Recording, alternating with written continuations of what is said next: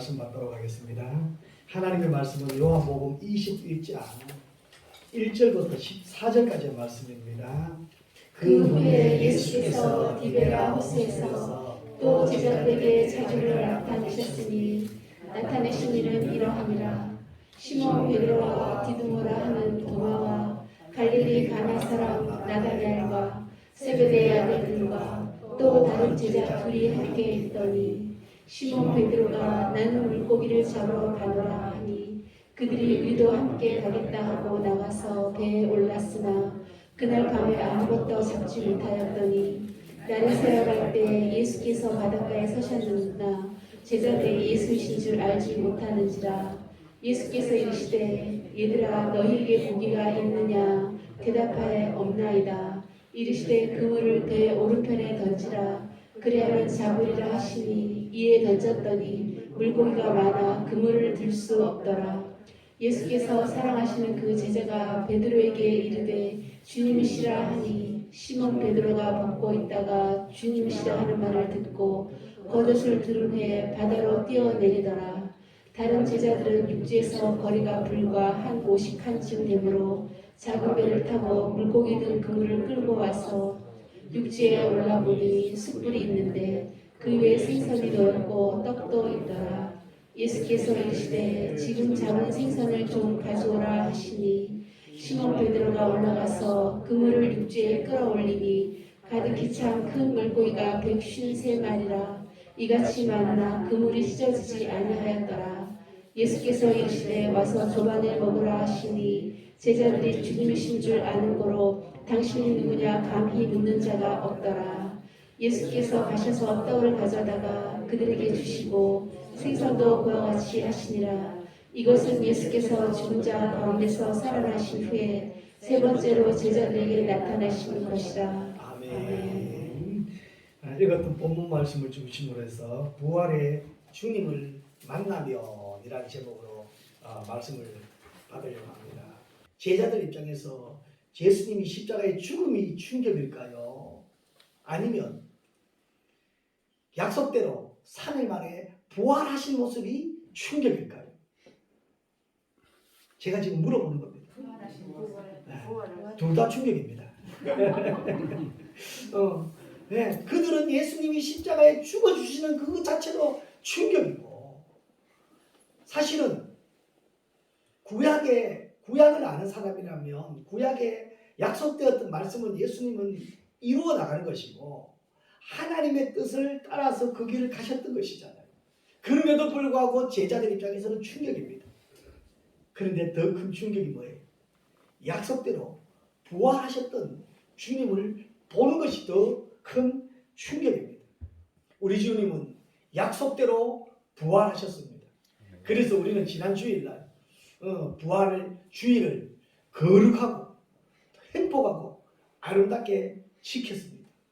그 부활주일 지난 일주일 사이에 부활주일날 예배를 통해서 말씀을 통해서 찬양을 통해서 부활하신 주님을 믿음으로 신앙으로 만나고 나서 우리의 삶은 어떻게 변했느냐,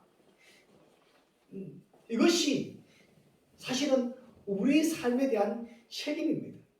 예수님은 부활하시고 나서요, 제자들에게 오늘 읽었던 말씀 14절에 보니까요, 살아나신 후 세 번째 제자들에게 나타나신 것이라.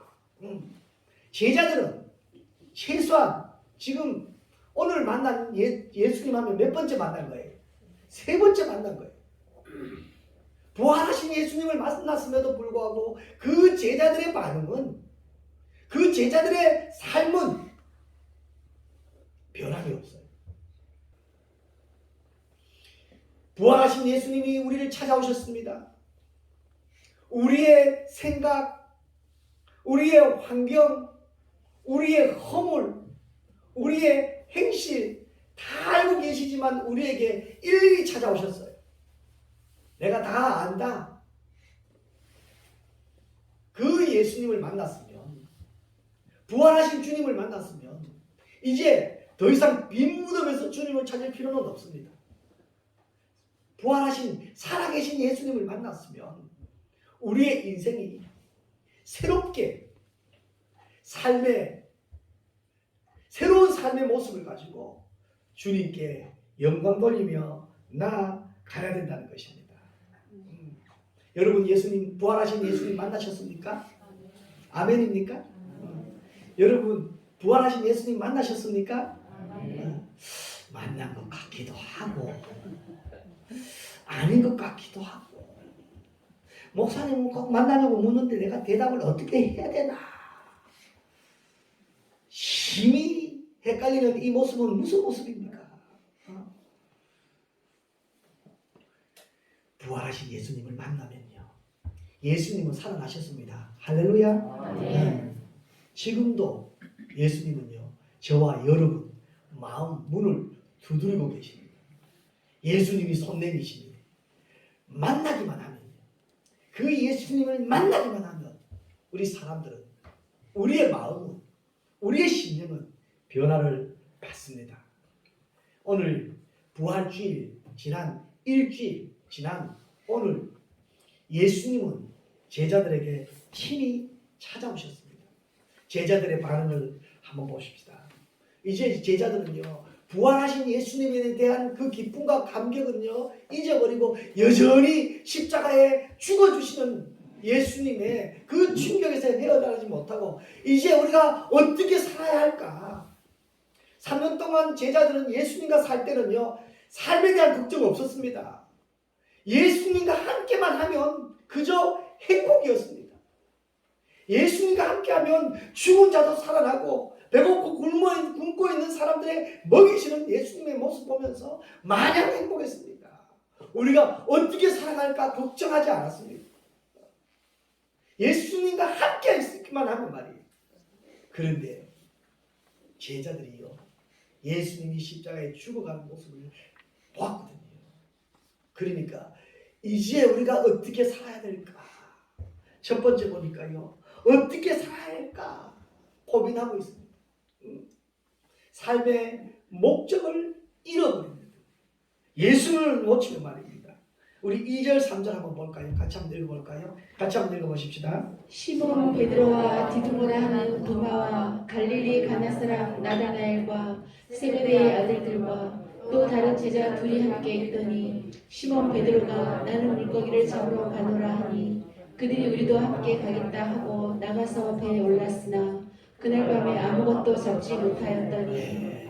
여기 보셔요. 지금 예수님의 제자가 몇 명이에요? 12명이에요. 그 중에 한 명은 예수님을 배반하고 자살해 죽고, 그럼 지금 현재 남아있는 제자들이 11명이에요. 그 중에 오늘 이 사람들이 뭉쳐있는, 모여있는 몇 명이 모여있냐면 몇 명이에요? 5명은 최소한 더 되고 7명이 모여있어요. 베드로, 디두모, 도마, 나다나엘, 세베대의 아들 2사람이잖아요. 야고보와 요한이잖아요. 그리고 그 외에 2사람, 다른 제자 2사람이니까 총 7명. 11명 중에 7명이 모여가지고 야, 예수님이 부활하셨으니까 우리 다시 한번 힘을 내어서 주님 우리에게 주신 사명 감당하기 위해서 으쌰으쌰 합시다라고 모인 게 아니라 어떻게 모였어요? 우리가 이제 우리 선생님 예수님 없는데 우리가 어떻게 살아갈까? 이제 우리가 어떻게 살아가면 좋겠냐? 로 모인 거잖아. 그때 베드로가 뭐라고 말했어요? 물고기 잡으러 가겠다. 야, 그러니까 다른 제자들이 하나같이 뭐라 그래요? 그래, 나도 같은 생각이다. 나도 그 생각하고 있었는데 말을 못해서 그렇지. 이제 우리 세리떼리 다 때려치워버리고 물고기 잡으러 가자. 보니까요, 세상으로 향할 때는 이렇게 마음이 착착 맞아요. 주님의 사역 감당해라 할 때는 자기 생각 다 꺼내고 여기 삐쭉 저기 삐쭉 하다가 세상으로 향할 때는요, 누가 뭐라고 하지 않았는데 전직을 내세워서 나도 왕년에 한 고기 잡았다 아이가, 나도 왕년에 한 배 탔다 아이가. 이 사람들이 처음에 주님 만날 때는 각각 따로따로였습니다. 그런데 지금 떠날 때는 함께 떠나는 모습입니다. 물고기 잡으러 가겠다. 어부 출신 7명 자기 마음에 딱 든 것이죠.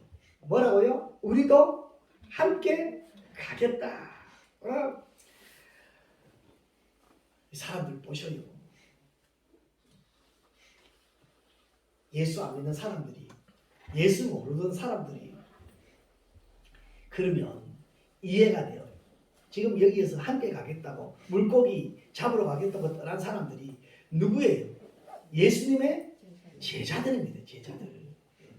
남 욕할 이유 없습니다. 예수님에 따르는 것을 과감하게 여기 뭐 망설일 그게 없습니다. 그냥 포기하는 거예요. 어디로 가는 거예요? 생명을 향해서 가겠다는 것입니다. 주님이 이들을 처음에 부를 때 마태복음 4장, 마가복음 1장, 4.1, 요한복음, 누가복음 4장에 제자들을 부를 때에 너 내 떠나면 다시 생업으로 돌아가라고 부른 것 아니거든요. 물고기 잡고 있는 그들을 찾아가셔서 이제는 내가 너에게 사명을 줄 테니 너는 뭐하는 사람으로요? 사람을 낚는 업으로 새로운 사명을 부여받았잖아요. 그 부여는 주님이 함께 있을 때만이 아닙니다. 은혜 받았을 때만은 아닙니다. 우리 인생 가운데서 하나님 우리에게 주신 사명은요 영원합니다. 내가 주님 앞에 가든지 주님이 우리에게 오든지 그때까지 우리의 사명입니다. 마가복음 1장 16절에서 20절 우리 말씀 한번 보도록 하십시다. 처음 부를 때입니다. 마가복음 1장입니다. 같이 한번 읽읍시다. 갈릴리 해변으로 지나가시다가 시몬과 그 형제 안드레가 바다에 금을 던지는 것을 보시니 그들은 어부라. 예수께서 이르시되 나를 따라오라. 내가 너희를 사람을 낚는 어부가 되게 하리라 하시니 곧 그물을 버려두고 따르니라. 조금 더 가시다가 세베대의 아들 야고보와 그 형제 요한을 보시니 그들도 배에 있어 그물을 깁는데 곧 부르시니 그 아버지 세베대를 품꾼들과 함께 배에 버려두고 예수를 따라가니라. 아멘. 여기서 보세요. 이 처음 부름을 받았을 때의 베드로와 이 제자들 야고보와 요한 이 제자들의 반응을 보셔요. 나를 따라오너라. 이제는 내가 너희로 사람 낚는 어부가 되게 하겠다. 그럴 때에 이 베드로와 야고보와 요한 이 어부들은요. 그 배가 뭐예요? 곧 생업입니다. 생업에 걱정 없었겠어요. 그런데 뭐가 더 커요? 예수님이 나에게 주신 사명의 힘이 더 크니까 그 배를 버려두는 거예요. 야고보와 요한은요. 그 품꾼들과 아버지는 같이 버려두고 이 사명에 대해서는 이 뜨거움을 가지고 부름을 받아서 예수님의 제자가 되었습니다. 그때는 분명한 목적이 있었습니다. 함께만 하면 다 될 것 같았습니다. 우리 같이 한번 해봅시다. 예수님과 함께하면 걱정 없겠네. 아멘 있게요? 진짜 있게요? 예수님과 함께하면요. 여러분 우리가 가지고 있는 걱정, 염려, 근심 사실은요. 이들이 지금 배를 버려두고 아버지와 품꾼을 버려두고 예수님을 따랐을 때에 사실은 그 환경은 그대로입니다. 그들이 어부가 갑자기 못 된 건 아니잖아요. 그런데 내 가슴에 뜨거움이 있으니까 배를 버려둘 수가 있고 예수님을 따를 수가 있었습니다. 이 사명을 예수님은 이 제자들에게 주신 것입니다. 사람을 하는 어부가 더 중요하기 때문에 그것을 가감히 버릴 수가 있었습니다. 우리 인생에서는요, 무슨 일이 더 중요합니까? 우리의 삶 가운데, 우리 생각 가운데, 여러분 생활 가운데서, 또 우리 신앙생활 하는 가운데서 무엇이 더 중요합니까? 한번 생각해 보셔요. 무엇 때문에 여러분 스트레스 받고, 무엇 때문에 여러분 감정상해 있을 때가 많습니까? 진짜 교회 부흥 때문에 이 뜨거운 열정 가지고 진짜 하나님의 일을 이루기 위해서 내가 다하지 못한 사랑 때문에 속상해하고 오늘 또 누구에게 베풀어야 되는데 베풀지 못한 것 생각해 보니까 안타까워서 속상해한 적 있습니까? 주님은요 이 제자들에게 찾아오셨어요. 바로 이 사명을 목적 의식들을 삶의 목적을 다시 한번 바꾸기 위해서 찾아오신 것입니다. 요한복음 20장에 보면 이렇게 말씀하고 있습니다. 요한복음 20장 21절에서 23절입니다. 같이 한번 읽어보십시다. 예수께서 또 이르시되 너희에게 평강이 있을지어다. 아버지께서 나를 보내신 것 같이 나도 너희를 보내노라. 이 말씀을 하시고 그들을 향하사 숨을 내쉬며 이르시되 성령을 받으라. 너희가 누구의 죄든지 사하면 사하여질 것이요 누구의 죄든지 그대로 두면 그대로 있으리라 하시니라. 아버지가 나를 보낸 것 같이 예수님도 보낸다. 어디로 보낼 것까요? 세상으로 보낸 것입니다. 사명 가지고 나아가는 것입니다. 사명 가지고 나아가기 위해서 새 힘, 에너지를 얻기 위해서 뭐 하는 거예요? 성령 받으라는 것 아닙니까? 예수님이 승천하시기 전에 약속하셨던 그 성령을 주겠다는 것입니다. 우리 힘이 아닙니다. 혼자가 아닙니다. 이 사명을 받게 되어지면 이제는 더 이상 내가 먹고 살기 위해서 온 몸을, 에너지를 다 정열을 쏟는 것도 아닙니다. 이제는 살아나는 업으로 나아가게 되어진 것입니다. 복음 들고 나간다는 말입니다. 하나님의 나라의 일을 위해서 힘쓰고 애쓰게 되어진다는 것입니다. 3년 동안 예수님은 제자들과 있는 그대로를 동고동락하면서 보여주셨습니다. 그리고 훈련시켰습니다.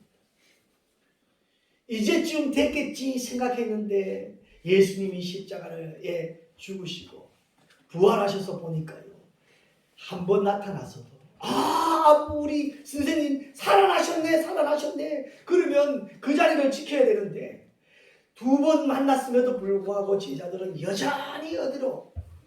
세상을 나갑니다. 생업을 위해서, 사람 낚는 어부가 아닌 여전히 생업을 위한 어부로 나아가고 있는 그 제자들에게 예수님 오늘 다시 나타나셔서 사명을 말씀해주고 있는 것입니다. 이것이 주님의 마음입니다. 예수님을 만난 사람들은요, 어떤 환경, 어떤 형편, 어떤 처지에 있어도요, 주님을 떠나면 빈 그물입니다. 이제 우리 다시 한번 부활의 주님을 만나고 우리의 신앙의, 우리 믿음의 목표를 새롭게 정하십시다. 오늘 제자들 부르신 것처럼 저와 여러분을 불러주셨습니다. 만나주셨습니다. 오늘 또 오셔서 말씀합니다. 사람 낚는 뭐가 되라고요? 어부가 되라고. 부끄러워서 말 다 못하신 거지요. 오늘 또 우리 주님은 말씀하십니다. 저와 여러분 찾아오셔서 사람 낚는 어부가 되라고. 아멘. 은혜를 주시기 위해서 어떻게 했느냐. 우리 5절 6절 한번 다시 읽어볼까요? 같이 한번 읽어보십시다. 본문 5절 6절 같이 읽읍시다. 예수께서 이르시되 얘들아 너희에게 고기가 있느냐 대답하되 없나이다. 이르시되 그물을 배 오른편에 던지라. 그리하면 잡으리라 하시니 이에 던졌더니 물고기가 많아 그물을 들 수 없더라. 누가 예수님에게 제자들에게 찾아오셨어요. 찾아와서 얘들아 고기 좀 잡았냐? 그런데 제자들이 주위를 살피고 누구 우리 형편 지금 다 알고 있는데 거기 지금 바다 배 위에요. 배 안이에요. 올 사람이 없어요.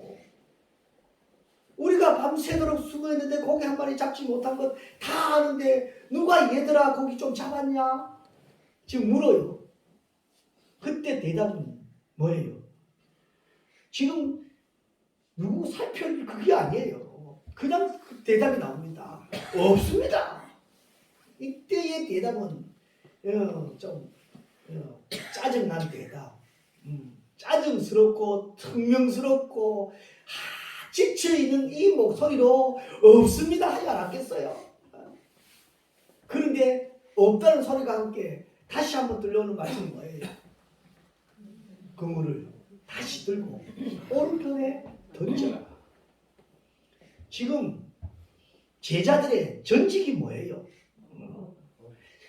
비록 3년 공백기는 있었지만 어릴 때부터 자랄 때부터 그 호숫가에서 잔뼈가 굵은 어부들입니다. 누가 이게 함부로 배에 대해서 고기 잡는 것에 대해서는 전문가라는 거잖아요. 그런데 말이에요. 오른편에 던져라. 그런데 제자들이요, 의심을 안 하고요, 오른편에 던져요. 좀 놀라지 않습니까? 던졌을 때에 주님의 말씀이 내 상식과 내 생각과 내 방법이 틀리더라도 주님의 말씀에 순종하였을 때에 일어나는 일들입니다. 그것을 우리는 은혜라고 이야기합니다. 여러분 은혜 받고 싶습니까? 아멘. 은혜를 누리고 싶습니까? 아멘. 그러면 먼저 우리가 해야 될 일들이 순종입니다. 평생 그렇게 살아왔는데 내 경험으로는 도저히 아닙니다가 아닙니다. 말씀하실 때는요, 우리는 무조건 순종이어야 됩니다. 순종하면 은혜가 임합니다. 우리 옆에 분들 얼굴 한번 보십시다. 순종하는 얼굴인지 한번 보십시다. 네. 그러면 한 번 더 이야기합시다. 순종하면 은혜가 임합니다. 네, 그럼 순종하라는 말이죠. 순종합시다라는 말입니다. 복이가 있느냐? 제자들은 슬픈 목소리로 대답합니다. 없습니다. 예수님을 떠난 인생은요, 물고기가 없습니다. 예수님 떠난 인생은 빈 그물입니다. 예수님이 없는 인생은 텅 빈 인생입니다. 세상으로 채워줄 수가 없는 그물입니다. 부활 후에 예수님 새롭게 모시고 새롭게 만남으로 과연 그럴까? 여러분 믿져봐야 이익입니다. 믿져도 이익입니다. 믿어보십시오. 예? 믿어서 지금부터 시작하십시오. 예? 천국은 있습니다. 그 길을 예수님의 보혈의 피로 허락해 주셨습니다.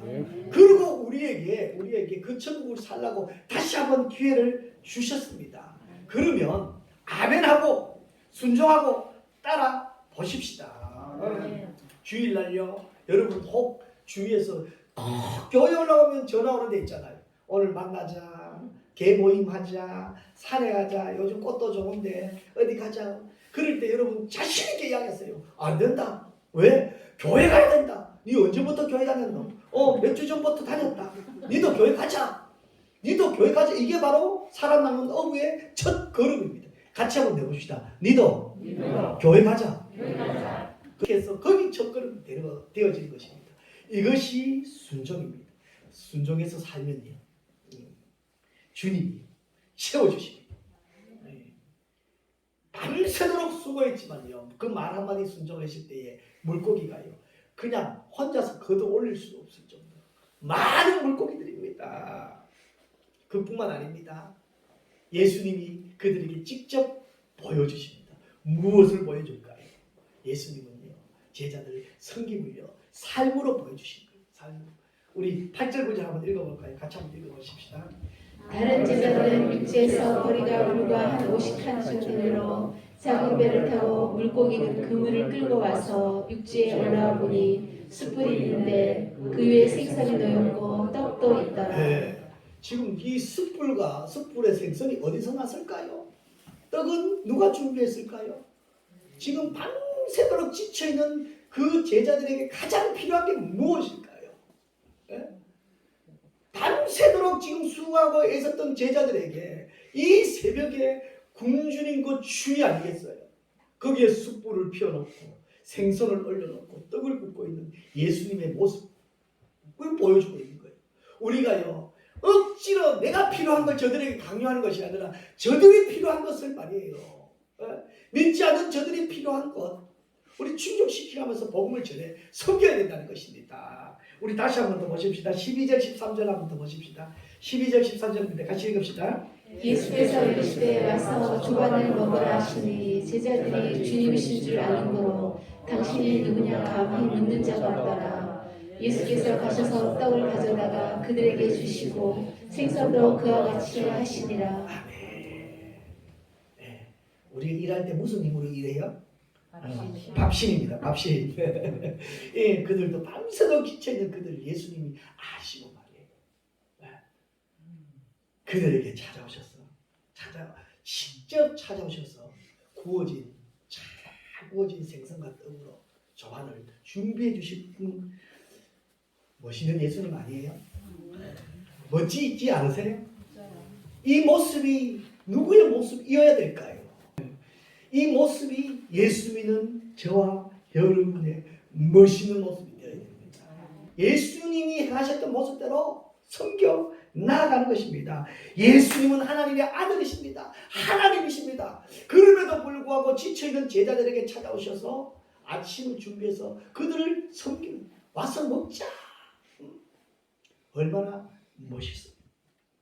본으로, 모습으로, 삶의 현장으로 보여질 때에 그들은 저와 여러분들의 모습을 보고 회복되어집니다. 예수님에게로 돌아올 수 있는 가능성이 있습니다. 빈 마음에 말씀으로 채워져 나갈 수 있습니다. 잃어버렸던 사랑이 회복되어지면요, 누구를 만나더라도 사랑할 수 있습니다. 이제는 우리 주 예수 그리스도의 은혜와 하나님 아버지의 크고 놀라우신 사랑과 성령님의 감화 감동 위로 교통 충만하신 은혜가 부활하신 예수님을 만나고 마음의 변화를 받아 주님 주신 사명 감당하며 섬기고 베풀고 사랑하며 살기를 다짐하는 사랑하는 성도들 머리 위에와 가정 위에와 손으로 하는 모든 일들 위에 이제로부터 영원토록 함께 있을지어다. 아멘.